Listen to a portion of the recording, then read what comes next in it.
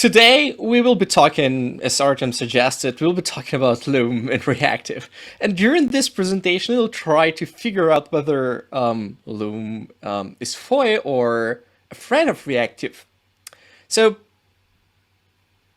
the most important thing to understand before we start is what's not going to be included in this talk, because as I mentioned, we'll be talking about Loom and Reactive.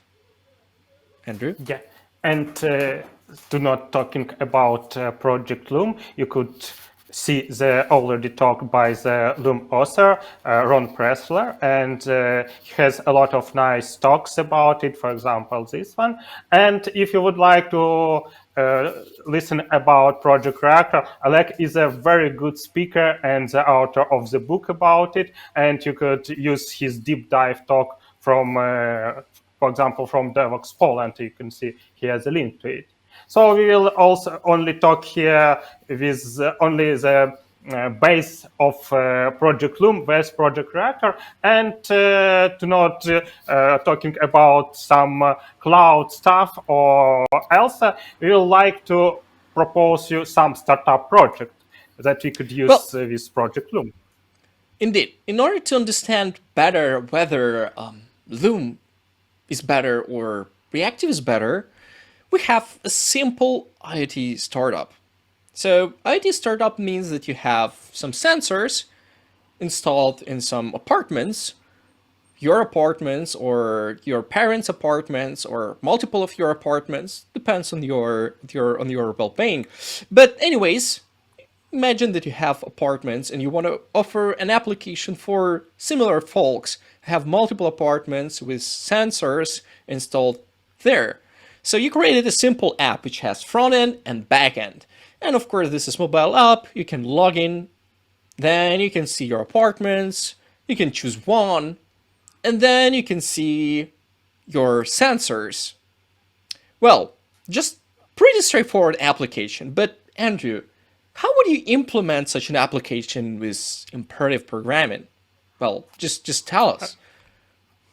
Okay, it's very simple, just not be so sophisticated and take a simple relational database and, for example, Spring Boot, and it will be simple CRUD application. We should go to the database to find the user's properties, and by the user property we can find all sensors that belongs to some of its or his property. And very simple, just imperative code here. Indeed, Andrew. I can just agree that there is no rocket science here, to be honest. Just a simple sequential calls to database and to another part of the database, to another table. But on the other hand, this is just a small part of our app. We still have to somehow collect temperatures from all the sensors installed in our apartment and display them. How can we do that? For this reason, first of all, we should have some API which we can use to call our sensor. Okay, this is the simple API. And here in this API, we could iterate over each sensor one by one and collect the result into some array of it and return this array. So it is also very simple imperative code without any rocket science. Well, Andrew, I wouldn't complain and argue with you unless I foresee that we have millions of users which are going to be offering multiple of their apartments, which are going to be offering multiple or hundreds or I don't know how many sensors installed in their apartments. So it means that this model going to work well if we have one user with one apartment with one sensor installed in their apartment. But the more sensors we have installed and the more users we're going to have, the larger response time for everyone we're gonna have, which is unacceptable for our startup. So Andrew, how can we fix that? Of course, if you would like to speed up our application, we could parallelize our code for this sensor. And it is also very simple. You could use simple invoke all API in the executor server. And after this, all our calls will be executed in parallel. And the results will be also collected in parallel in a list of futures. And going one by one by this via these futures, we could also collect the same data, but I hope it will be faster than the sequential code. Well, indeed, it's going to be faster, but there is one problem that I'm seeing here. What if one of the sensors going to be a buggy one, so it won't be responding on time, which is going to mean that invoke call will be blocked basically by this evil sensor, buggy sensor.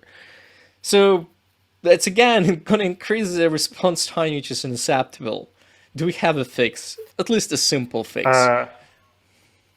Of course, Java platform developers consider this case, and invoke all also could have additional parameter like timeout, for example, 1 second as here. After this, after 1 second, they stopped waiting and blocking the code. And you could also do the same, iterating of a list of futures. By the way, you should iterate only the completed normally futures and collect the responses from the live sensors. That's all. Well, I still gonna be a devil advocate here, and gonna be really picky to this method, because I know that this method gonna be blocking the caller thread and won't be using the caller thread in the execution process, which means that we have one thread which is going to be calling invoke call. This thread going to be blocked for no reasons, so we're going to be waiting for all the results, and only after that we're going to get a response of the list of futures. And that's already insane API, because it looks like that we have list of futures which in theory in our mind should complete when we call get, when we actually block. So the caller thread should not block, but by fact the caller thread is blocked. So we have n threads allocated for making calls to all the sensors, and at the same time we have one thread just blocked for no reason, while at the same time this thread could be utilized for something else. And that's a problem. Can we fix it as well? That's not a problem. If you don't want to use some funny API, you could use the well-known old, not very old, but good old API with countdown latch. In this, you will not use automatical invoke all on every threads. You should manually run in each executor service thread with submit, and after this, with large await, you could wait when all threads will be finished and collect the same results in a data structure. And this is will solve the problem with one unused thread. Indeed, this is gonna solve problem, but it's gonna add one extra problem, which is complexity. I'm not sure that everyone is familiar with copy on write released, its behaviors. Countdown lodge is another beast that we have to learn here. Well, there's multiple places where we can shoot ourselves in the leg. And I'm not talking about the other just dramatic, just the hugest problem, which is number of threads that we create for every call like this. And we already know from history, from well-known AMDA law, from well-known universal scalability law, that the more threads we have, the more poor scalability we get, or the poorer scalability we get. Which means it won't work. It won't work. Just believe me. It's proven by time and history. But what could be the another option of this? I know one. maybe something Reactive. so-called reactive. I have known such a very funny and very modern term here. And let's try this maybe reactive approach with reactive async, or how it's called here. So you want to use some standard JDK reactive API like Yeah. completable Of course, I future, don't want completable to. stage.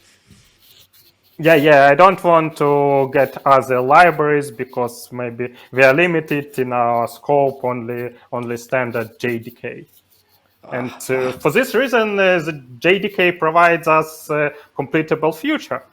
This implements the async approach. Okay. Let's do Well, it with we it. already using Spring with a ton of library, but Andrew want to use completable feature from standard. Okay, that's fine. That's fine. So in order to start with async reactive or a completable future or reactive completable future, I don't know.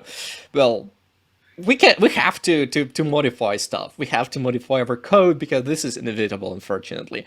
So our double have to be replaced with completable future of double. So this is just inevitable part because we are moving from imperative blocking to async and non-blocking.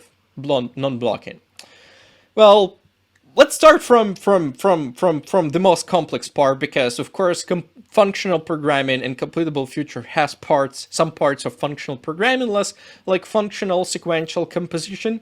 But let's have a look at the most complex part of our application. Well, the part related to parallelization. I love this part, Andrew. This is the brightest example of how one can apply functional programming in action. So this is really simple. Well, this is from I don't know from which part of Scala, but yeah, this is somewhere from Scala. This is reduction. This is folding and reduction. This is well-known functional stuff. You already learned that, folks. Don't worry. This is easy.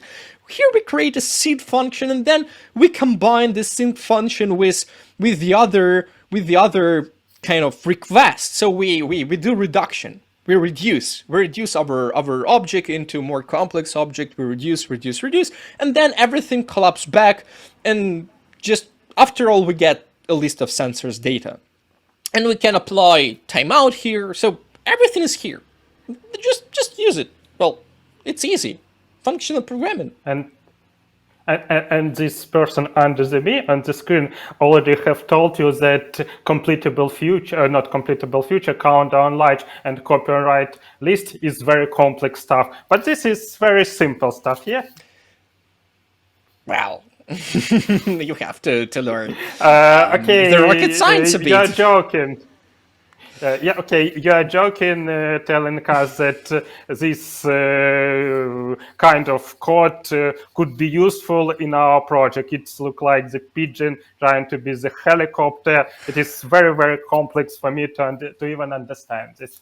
I want to something simpler if we could use it. That's your choice, Andrew. That's you wanted to use standard JDK. I have another much better option to use, which is Project Reactor and true reactive programming, which is from reactive streams. That's much better. And you know, this is already part of Spring Project. Like, this is the core, one of the external core dependencies for Spring Core. Project Reactor is already part of Spring, so we don't even have to bring more libraries into the project. We can just use what we have. And of course, we have Reactive Spring. So, in order to start with Project Reactor, instead of completable future, we have to use Project Reactor types, which is the brightest mono and the greatest flux. So mono is for single value, flux is for series of values, for streaming basically. Well, in our case, we need to use mono because we need to get one response from our sensor. It's represented by mono of double, easy. And then like Project Reactor offers just amazing API. I love it. There is a ton of operators. Like you can call database. Project Reactor is already part of Spring Data. There is Spring Data Reactive. So you can call, you can get flux, You can filter all the redundant house IDs which are not related to the request. Well, if there is no house, you can easily switch to another mono like error. That's straightforward and reading well. And then you can apply flatten operation like concat-map or another alias called flatmap. And then you can find another part of sensors. Well, just brilliant, easy API. And in order to kind of to solve this complexity of doing parallel things without threads, you don't have to use much of the stuff. There is another version of flatmap from Flux, which already has a built-in parallelization and concurrency. So you can run multiple concurrent requests to different sensors, and then they're going to be merged back and propagated downstream to your subscriber. So the result can be easily collected to list or to anything basically you wish. So a part of that, we have built-in timeout, which not just simple timeout, but there is a ton of overloads for this timeout. You can provide fallback, you can configure your scheduler. So there is amazing amount of things inside Project Reactor, hundreds of operators, which can solve all of the enterprise cloud native problems, everything. Oleh, I believe that after a week of your training and masterclass of Project Reactor, people could start using it. But for usual projects when we have no such experienced developer, I think it is the huge learning curve to start working with Project Reactor, completable future, RX, and maybe some Scala stuff. It for unexperienced developer, it will be a lot of such kind of code with functional elements and with some streams, flat map with flat map. Also, there are the tons of problems if you have the errors and would like to start the debugging of the code, because the debugger will not show you the real root of the problem, and it will show some flux, sync, and other stuff. How we could use it in our everyday project. So we should collect only the team of very experienced developers for working with such Like kind me. of code. I would like to have something simpler. Well, Andrew, I offered you a brilliant tool to solve all the variety of problems, and you complained. Future, reactive streams, yeah. Of course, you can hire me to maybe- solve all these problems, but what do you want? Just tell me, what do you want? I want something as simple as imperative programming, but with the ability to parallelization our code and without a lot of modification, usual existing imperative code. For example, there is the Project Loom for this reason that should be introduced by Oracle soon. Artem Trofimov should know about it. Maybe they already have started using it in their project inside the Oracle, I hope. Let's see what Brian got, the author of the Project Loom. I think Loom is going to kill reactive program. Loom is going to kill reactive program. Kill reactive program. It should kill react. Well, Yeah. that's As you have heard from, shocking. Yeah. So all reactive programming will go away soon. With Project Loom, we'll not need completable future, Project Reactor, and other complex stuff. And already you could also try to use it with preview of the Project Loom. It will be in, I hope, in next version of Java 20. I hope it will be the final release. So we could start using it in our codebase to be ready for it. And for this Project Loom, you shouldn't replace your public API with mono double or completable future double. You could stay with the existing API as it is. And if we take our previous example with the countdown lodge, here we should only change the one line of code to be comparable, to transfer to the Project Loom. And this line of code will be changing the executor service. The new virtual thread per task executor will solve all our problems. That's all. And it will be non-blocking code. Well, Andrew, one problem. We still have a wait here.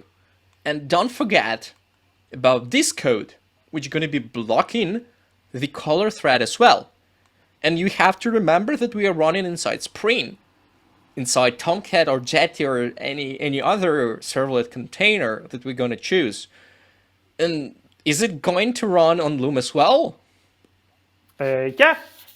We already have some implementation of Jetty, and I have implementation of Tomcat that already use Loom threads, virtual threads inside of it. And if you are running this code with blocking database code, with blocking large await inside this adapted for Loom servers and put the breakpoint here, you could see in the debugger that here we have already virtual threads, and nothing changed anymore. For example, for nice. using the blocking database call. Very nice, very nice. Okay. Very good, but very good. One another problem. I'll be finding a ton of problems in your code, Andrew. This code is still crap. Let me be straightforward. It's still complex. How Loom can help with that? Reactive helps a lot, especially Project Reactive. But Loom. Okay, if you want to use some specific API, we could also continue with some like functional API, and you could use the stream over this our invoke call. Here you could have a new virtual thread per task executor, and with invoke all we could collect the stream, and from the stream it will be getting the all completed call here and collect them to list. It looks like good, but with elements of the functional API.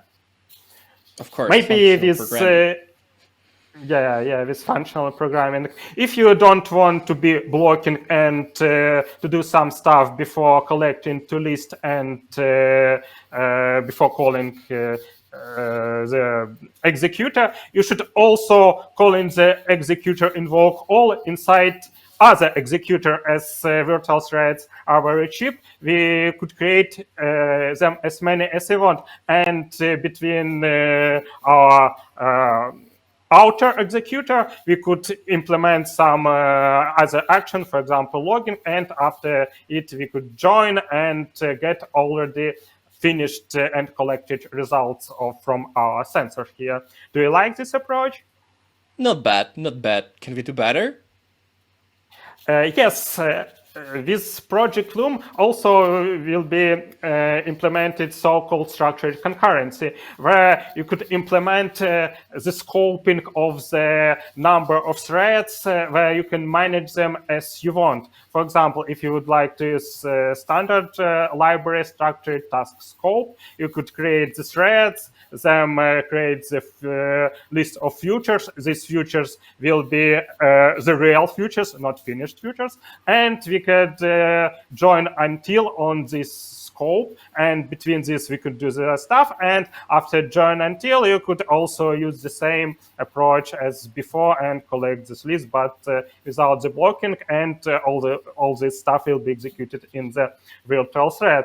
If you don't want to catch the throwable exception, you could implement your custom timed scope for this reason, and your code will be very concise, and it could be the part of your API inside your project. And for implement custom type scope, you should only overwrite some method of the structured scope. It will be on the another slide. Yeah, here the main method is handle complete, where you could do with the result of the future everything you want, and combine them as you wish. So it's not very deep rocket science, and it will be very simple. I have learned it for, I think, for 1 hour how to work with this. So we can Well, continue with this. good enough. Well, I can just say good enough, and looks promising. But But our engineers who are working with sensors, like basically hardware engineers, provided a new implementation and new soft into the sensors. So the sensors start streaming data. So before we had to go and yeah, make requests to collect basically the result, but now all the sensors are pushing data to our server, so we don't have to manage all the things anymore. I'm just wondering how Loom can help with that. How would you design a new API? of course, maybe the most obvious solution use the observer pattern with some consumer. Why not? Well, no observer pattern, Andrew. No No observer observer pattern. pattern. That's deprecated. That's deprecated Okay. for 12 years already. Martin Odersky wrote a paper why it should be deprecated. No observer pattern. Offer something else. Let's use our imperative approach. Imperative approach always the best way to solve the problems. We could use the iterable with our streaming data from the servers. And when we get the temperature from our sensor, we could iterate of it and extract the double from here. For example, our code could be like should be look like this. We in for cycle we iterating over the temperature streaming and run this call in virtual threads and then collect the data into some collection. So sensor data will be collected in some collection. This collection should be also thread safe, so it could be some concurrent or linked queue list, for example. Well, And it how could about be back pressure? Yeah. Back pressure. I have the answer for you. We could use the limited linked block in queue with the size. If there is no space in this queue, the submitter of the temperature will be blocked for this reason. And if we have no temperature in our blocking queue, we also will be blocked. But since we are using virtual threads, blocking is cheap. Well, Do you like this? that's no way to create a new wheel. But you're creating new wheel. Andrew, that's a new wheel. Why? Because we already have this wheel in reactive. Reactive is not just a simple observer pattern, and it's not just a functional programming. It's much more than that.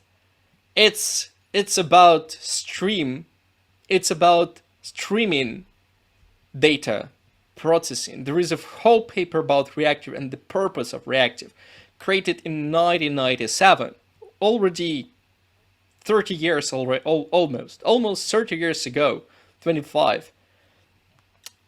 And reactive is a combination of all of this, including your iterator pattern, including the deprecated observed pattern, but improved in combination with functional programming. And there is a ton of libraries designed for stream processing. And reactive programming, by fact, is about programming on top of data stream. And here, in this example, we have data stream, the stream of sensor data. So reactive programming is the most suitable approach to program this stream. And having reactive streams, we already have even built-in solution for back pressure. We don't have to invent something blocking or use specific implementation of queue, which is limiting us and limiting our scalability, of course. We have built-in back pressure, built-in non-blocking async mechanism for communication between publisher and subscriber. Well, and again, this is how simple we can implement the merge of not just simple requests that we had before, but merging of the stream of results. And as you can see, nothing has changed. That the previous implementation, that's the new one. Same code, right? Nothing has changed. Same flat map, same flux, same behavior. And you know, looking at the Loom, I just figured out that Loom can be just brilliant improvement to Project Reactor. You know, we had a lot of problems with integration of imperative world and reactive worlds. And you know, our users of Project Reactor really love Project Reactor for its brilliant API, for the operators which allows solving complex problems related to concurrent join of multiple requests, basically all this manipulation with the results, with the requests, the variety of different operators, and how we can join our streams. All this is brilliant from Project Reactor, but the problem that we need to combine Project Reactor with imperative with blocking is something really bad. But at the same time, Loom offers really nice improvement. So what we can do in order to improve, for example, Project Reactor, we can use some bits of Loom here. That's what I see. For example, if we don't need to use Project Reactor for sequential execution, where imperative programming shines really well, like the very first call where we have a request to find our houses and then another request to find sensors, basically a sequential execution. We can replace this piece of code with just an imperative implementation here, since we don't need reactive here. While at the same time, Project Reactor can easily transform your list into flux. And when we need to run in parallel, we can use flatmap. And then we can transform back into iterable if you don't want to expose to the outer world the implementation internals or details. Just really nice. At the same time, when we had to have like from callable, when we had block and call, and when we need to use just normal threads, we can replace, for example, executor, cached executor service or cache scheduler with virtual thread scheduler. And now our block and call won't be really blocking. Nice. And then when we need to, for example, run multiple calls in parallel, so combination of flat map and callable, we can improve this with something like this and just add publish on, which is going to be ensuring that every map going to be running on the virtual thread. Brilliant. I think this improves a lot. And this is not just the end. We can even simplify the handling of backpressure scenarios. For example, we can create a sophisticated version of emitter, so you can just easily create a while loop and emit going to be running on virtual thread and going to be blocking if there is not enough demand from the downstream. So something similar to your blocking queue, but implemented with real backpressure. Really nice. Well, to my point, Loom is a friend of reactive, and we can get a really nice improvement with Loom, Andrew. Okay. Have you started some integration with Loom and Project Reactor, for example? Well, we are doing investigations here. We are doing experiments. However, I cannot expose anything public since we haven't publicly announced that we have complete integration with Loom. This is coming, so please stay tuned. In general, I think that Loom is going to shine with Project Reactor. Loom is going to simplify our applications. Loom going to improve our Webflux application. And Reactive going to solve the lots of complexity related to orchestration, which we have to do in cloud native and distributed systems nowadays. But yeah, please stay tuned and let's be good friends with Loom. Yeah. So We should continue to study the reactive approach and take into account the Project Loom. So this is our answer for the question that was on the start of the talk. Correct. With that, our friends, our supporters, thank you for being with us. Thank you for watching our presentation about Loom. Thank you for being interested in Loom and reactive approach. And thank you a lot for supporting us during this brutal, just bloody war created by Russia. And see you.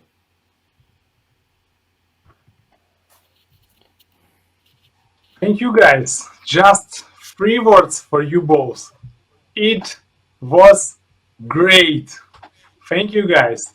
You should get an Oscar for your interactive play. A little bigger for Oleh and a little bit quieter for Andrii, but both should get it.